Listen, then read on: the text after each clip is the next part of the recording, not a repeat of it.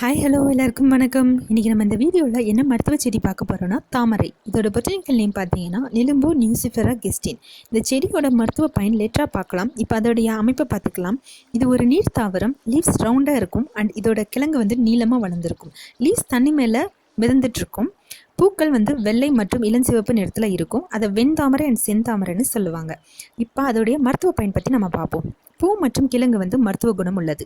வெண்தாமரை பூவை வந்து கசாயம் போட்டு அதை குடிச்சிட்டு வர ஹார்ட்டுக்கு ரொம்ப ஸ்ட்ரென்த் கிடைக்குது அண்ட் இருமல் சரியாகும். தாமரை கிழங்கு வந்து ஊறுகாய் செஞ்சு அதை சாப்பிட்டு வர நம்மளுக்கு வயிற்றுக்கடுப்பு வந்து சரியாகும் அண்ட் இருமல் வந்து சரியாகுது. இதெல்லாம் எங்கே கிடைக்கும்னு பார்த்தீங்கன்னா குளத்தில் அதுவாக வளர்ந்துருக்கும், கடையிலும் நம்மளுக்கு கிடைக்கும். இதோட என் வீடியோவை நான் முடிச்சுக்கிறேன். நெக்ஸ்ட் வீடியோவில் ஒரு குட் இன்ஃபர்மேஷனோட வரேன். Bye bye friends, take care.